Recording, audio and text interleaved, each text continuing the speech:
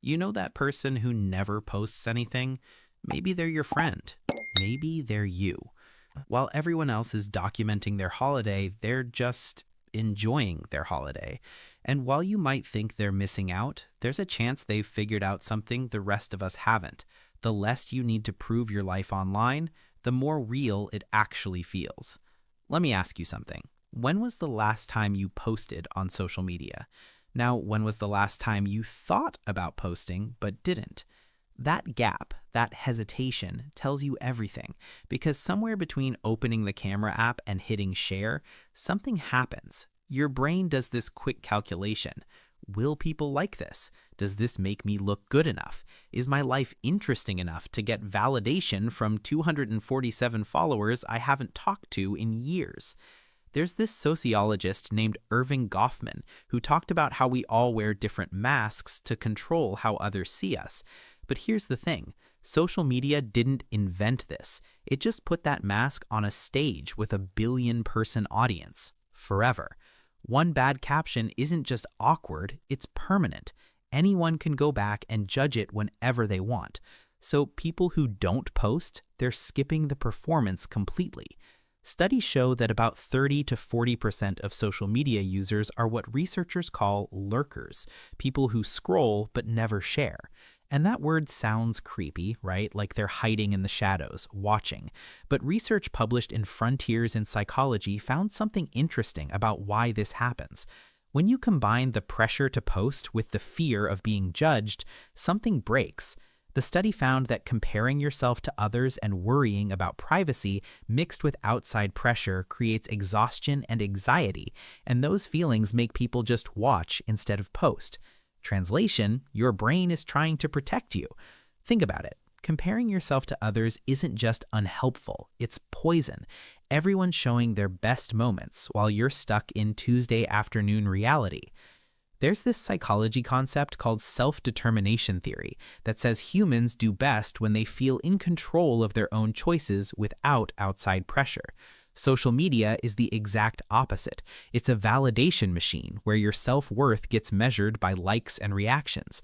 People who avoid posting aren't antisocial. They're protecting their sense of control.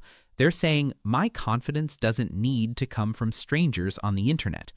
Research shows that people who are more secure in themselves and don't need approval often feel no need to post about their lives. Their self-esteem isn't tied to likes or comments. They scroll because they enjoy seeing updates or staying connected, but they stay quiet because they value boundaries. Think about someone you know who rarely posts. When you actually see them in person, are they miserable? Lonely? No, they're usually just fine. Sometimes more than fine, because they're living their life instead of filming it. The trap you don't see coming. Here's what's intriguing. Even when you know social media is fake, your brain still falls for it. Psychologists have found that just scrolling, browsing without posting, makes you automatically compare yourself to others. You see someone's promotion, their engagement ring, their new house, and even though you know it's staged, the damage is done. Your subconscious doesn't care if it's real life or performed life. It just sees they have more than me. People who don't post avoid this constant attack, not because they're weak, because they know the game is rigged. Why would you voluntarily join a competition where everyone else controls the camera, the angles, and the story? And then there's this whole group of people who watch YouTube religiously but won't touch Instagram or TikTok. They'll binge watch a 3-hour video essay but scroll past every photo dump. Why? Because YouTube doesn't demand performance from them. It's consumption without the social pressure. No one's tracking if you liked the video. No one's wondering why you haven't posted in 3 months. You're just learning, laughing, existing. It's the ultimate passive relationship with content. All the entertainment, none of the anxiety. They've found the loophole. There's another layer here. People who avoid social media tend to have fewer friends but deeper relationships.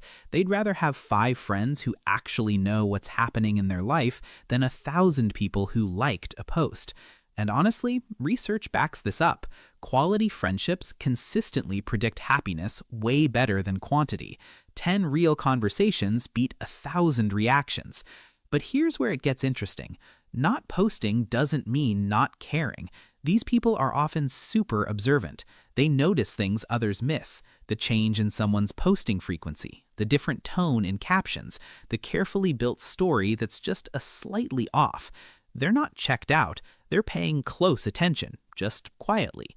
They prefer understanding to performing, thinking to broadcasting, depth to noise. Psychologists talk about two types of self-awareness. Public self-consciousness is worrying about how others see you. Private self-consciousness is thinking about your own thoughts and values. People who don't post lean towards the second one. Instead of asking, "How will this look?" they ask, "How does this feel?" This isn't overthinking. This is emotional intelligence. When you're not constantly managing your public image, you have mental space for actual self-reflection, for asking hard questions, for building an identity that doesn't need outside approval. And that creates something powerful, a sense of self that exists without an audience. Here's what people miss. Choosing not to post is not the same as hiding. It's not about fear, it's about power. It's saying, my private life is valuable enough that it doesn't need to be shared for others to consume. It's realizing that some experiences get worse when you perform them. That sunset, more beautiful when you're not photographing it. That conversation, more meaningful when you're not mentally writing the caption. That achievement, more satisfying when it's just yours. Researchers have found that people who rarely post often show higher levels of self-awareness and reflection. They're less affected by the emotional ups and downs that come from tying your worth to likes and comments. They're playing a longer game. But here's the paradox nobody talks about. The same traits that make you avoid social media, control, self-reflection, security, are exactly what social media claims to give you: connection, community, self-expression. Social media promised to bring us together. Instead, it created a performance economy where being real is the rarest thing, where silence became weird, where not posting became stranger than posting 3 times a day. The people who opt out aren't rejecting connection, they're rejecting the terms. They're saying, I'll connect, but on my terms, in real time, without the show. So here's what I want you to think about. What if the people who don't use social media aren't missing out? What if they're the ones who figured it out first? What if choosing privacy over posts, depth over followers, and being present over performing isn't antisocial? It's the ultimate form of self-respect. Because at the end of the day, nobody on their deathbed wishes they'd posted more, but plenty of people wish they'd lived more. The quiet ones aren't hiding in the shadows. They're just living in the light, where cameras can't reach. If this hit home for you, please subscribe. And if you want to support these deep dives, hit that join button to become a channel member. I would genuinely appreciate your support.